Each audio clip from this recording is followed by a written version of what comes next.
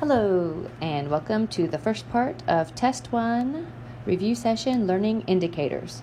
So I'm just going to go through our notes and talk about the different learning indicators that are listed on eLearn.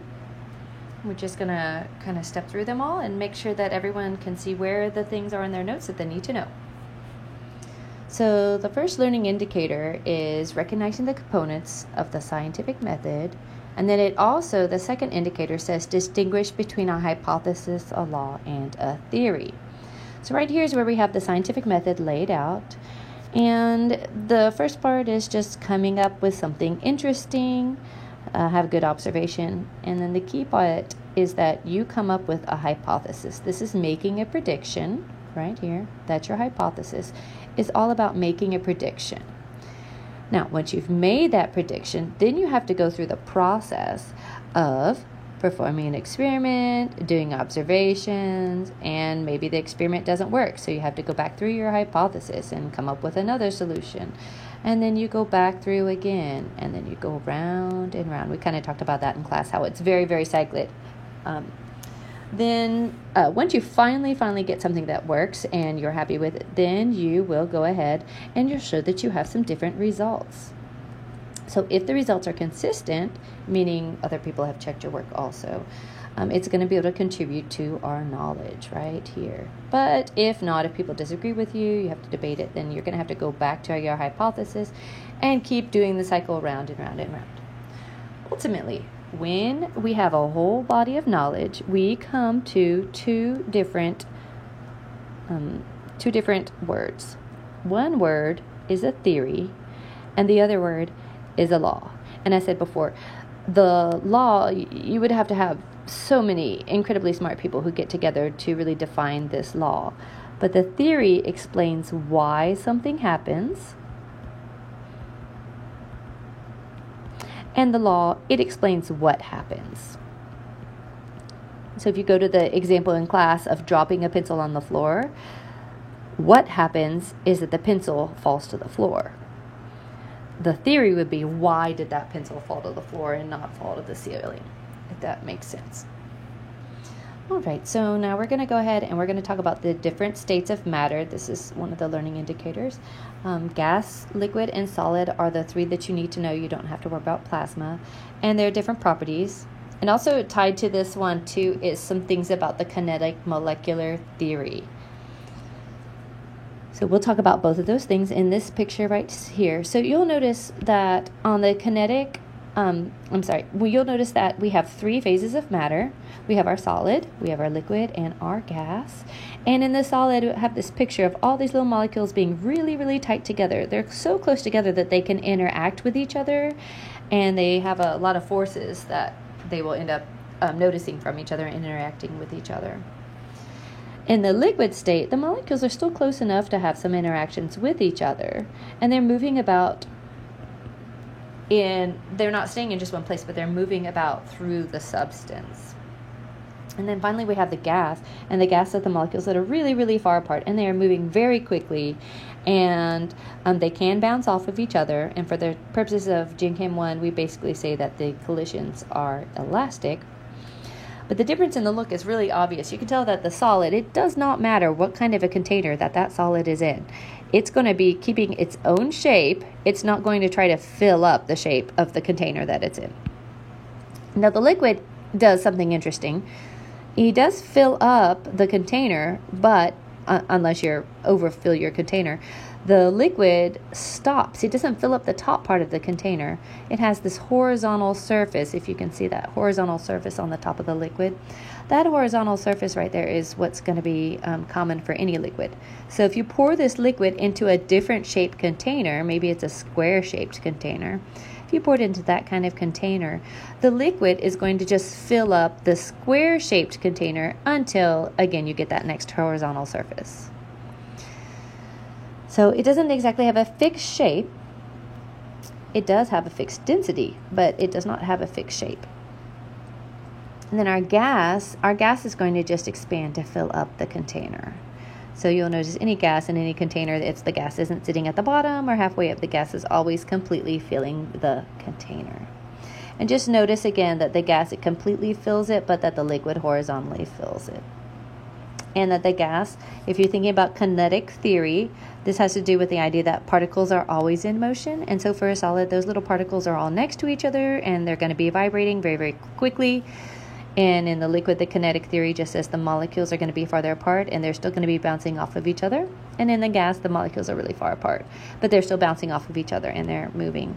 So the one with the fastest forward motion is going to be your gas, and the slowest is your solid. Okay, so now we're going to look at physical and chemical properties and physical and chemical changes. I have these in a little bit of a different spot right there. So here's our physical and chemical properties. So physical properties are the ones that something can change, but it doesn't affect the identity of it. So for example, if you have water, water can be in the ice form, the water form, or the gas form, but in each case we still just have H2O. We haven't changed the H2O. That's one type of an example of a physical change. Some of the other kinds of examples of physical changes is when you're just changing the look of something. So some of the examples, grinding up cinnamon, that's a physical change. If you're changing states like solid to liquid, melting is a physical change. This is one people will miss. Magnetizing something is a physical change. You're not changing the nature of what is in the screwdriver. You're not changing what is in the screwdriver. You're just magnetizing it, and you can demagnetize it also. Crumbling a piece of paper, and that's a physical change right there. That's just changing the shape of it. Chopping vegetables, again, you're just making it smaller. This is the other one that people will mess up on, is the dissolving. So dissolving is definitely a physical change. It's not a chemical change. You still have the sugar in the water when you mix the two.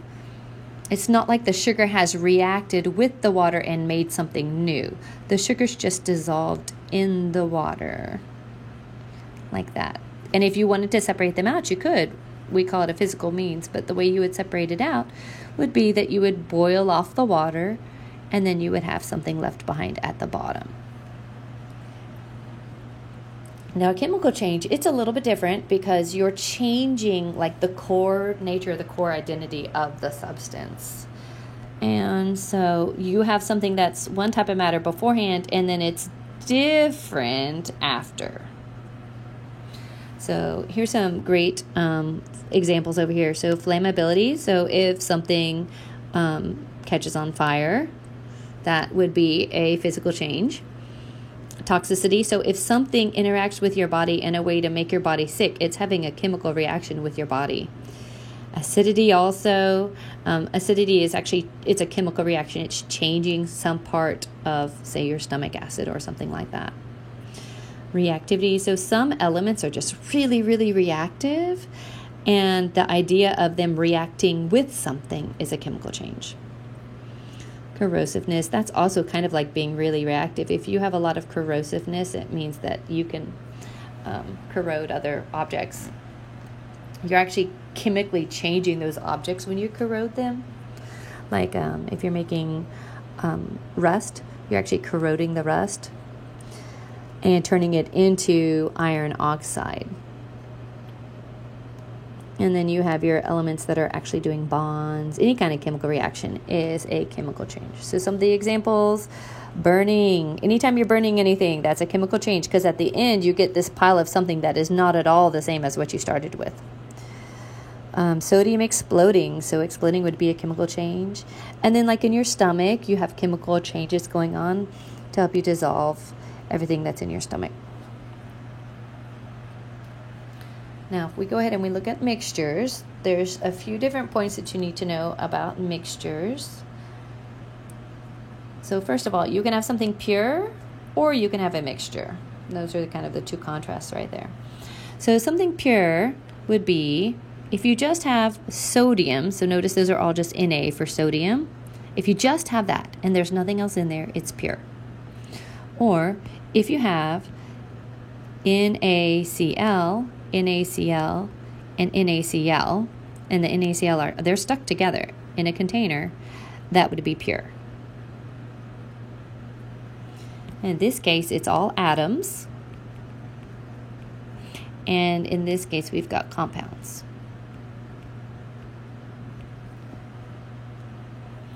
These atoms are a type of element.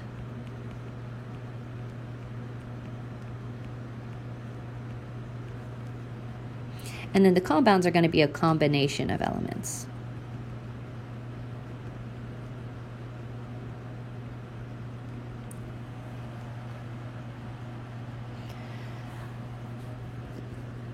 There is a word called a molecule.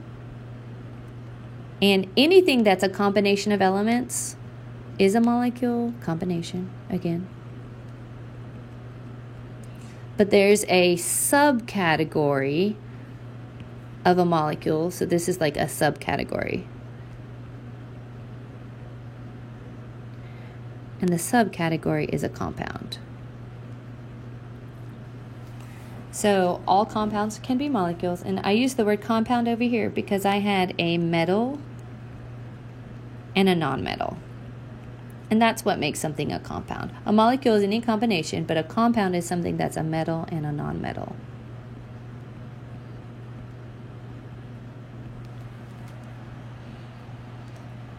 All right, so going back to that idea of a pure mixture, if it's just one type of thing in there, the NAs or the NaCls, then it's a pure substance. Also, you can, like throughout, you can always get, like if I take a little chunk over here, I'm going to get the Na. Or if I take a little chunk over here, I'm going to get the NaCl. If you take a little tiny piece out, you still have the same thing throughout also. Obviously, because it's just got one thing in it. Now, mixtures have two types. You can have a homogeneous mixture, and you can have a heterogeneous mixture. The homogeneous mixtures have this uniform composition, and the heterogeneous, they have an inconsistent composition.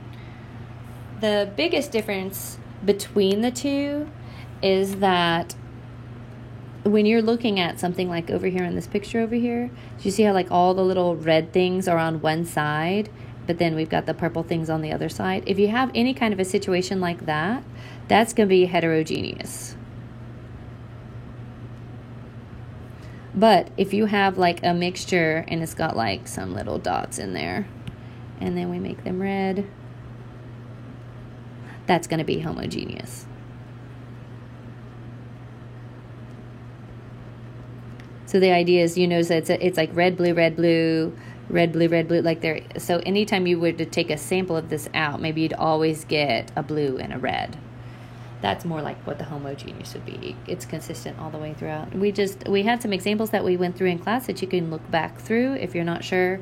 One of the ones that everyone was double checking about was sand. If you look at a pile of sand in your hand, it has a lot of different granules of all different colors. Some of them are red and some are, glass. They're all different colors.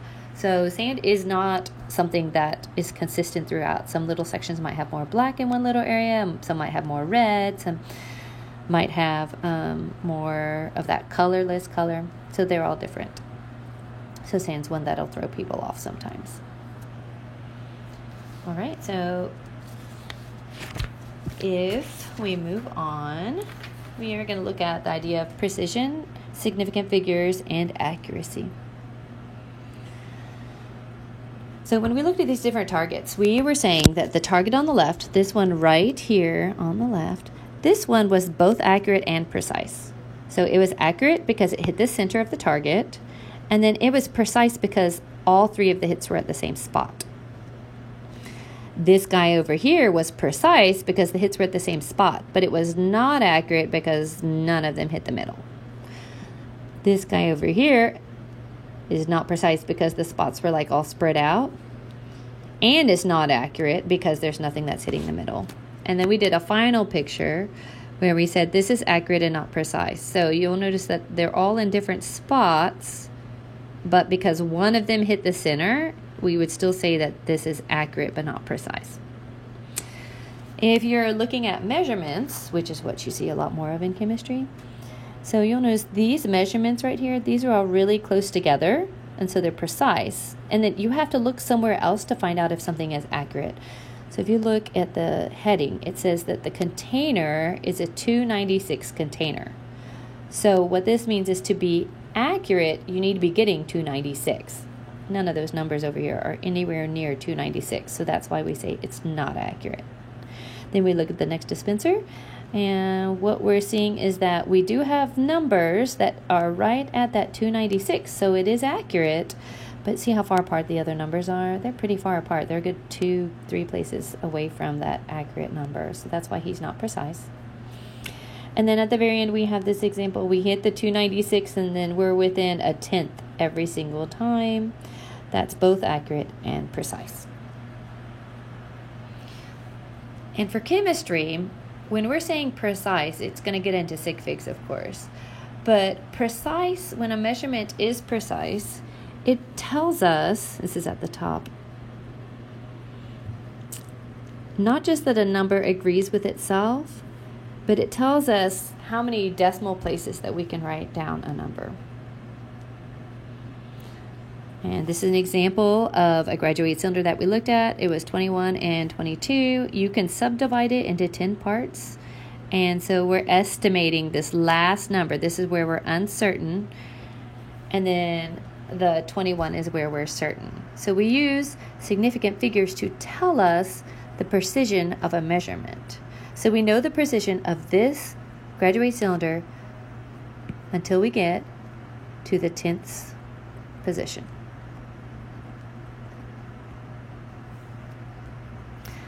And we did a quick little reminder about different sig figs, and we talked about the rules. The biggest deal is that when we have zeros in the middle, they're going to always count, even if you don't have any kind of decimal or not a decimal. So a 0 in the middle, right here. You got one right here. See him? Oh, I can't get it right. So this 0, this guy right here, that one is significant. And this 0 right here, that's significant. Two different numbers. And in one case, there's a decimal. In one case, there's not. In both cases, the 0 in the middle matters. Keep grabbing the wrong thing right there. The zeros on the left don't ever matter. So ones like this, all these zeros in here, they do not matter. Don't matter, don't matter. Those zeros don't matter that are on the left. The ones on the right are the ones everyone wonders about, and they matter if there is a decimal. So this number had a decimal, that one matters. So all these numbers to the right matter. This one had decimal, so that one mattered. I kind of made this a little bit big so you can't see. Over in this one, now we don't have a decimal, so that last 0 does not count. The next one we have a decimal, so all of that counts. And in this bottom one, that middle 0 counted, but there's no decimal, so the one on the right does not count. Just kind of get an idea of, hopefully you know all of these kinds of things. And then when you multiply and divide,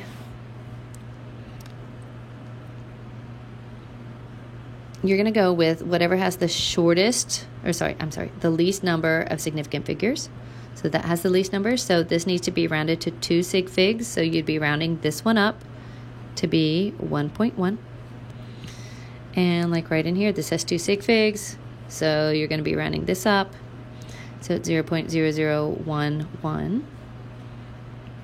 This is also just 2 sig figs. So you're going to be rounding it. It's going to round up. This has 1 sig fig. And this has 3. So your answer is going to need to have 3 sig figs. So you're going to have to round this up again. So rounding does matter for all of these guys.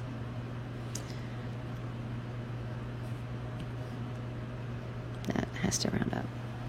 And then for adding and subtracting, what you want to do is you want to draw a vertical line down, right like this. You don't want to cover up your number. You want to draw that vertical line down, and that tells you how far over that you need to round. So you don't have to count any sig figs when you're doing this. You're just drawing a line to the shortest position, and that's what you got. Again, draw a line to the shortest position, and that's what you got. And draw a line to the shortest position, and that's what you got. And that's going to round up. So those are the main rules you need to know with sig figs and rounding and dealing with different math. And this isn't specified as a learning indicator, but this absolutely has to also be understood, the scientific notation. The idea for scientific notation is that you're just going to make sure that you've got one digit, a dot, and then the rest of the digits. And you use a 10 to take care of the place value. So 1, 2, 3, that's 3. And if you've got something in the decimal, you still need a digit and a dot, but your decimal is going to be negative. And then, for example, on the next one, if you want non-scientific notation, you're going to be needing to add 4 places. So 1, 2, and then you need another 2 after those 1, 2. So 1, 2, 3, 4. So 5, 9, 8, 0, 0. Or if you're going this way, you need 1, 2, 3, 4, 5 positions. So 0.1, 2, 3, 4. 1, 2, 3, 4, 5. All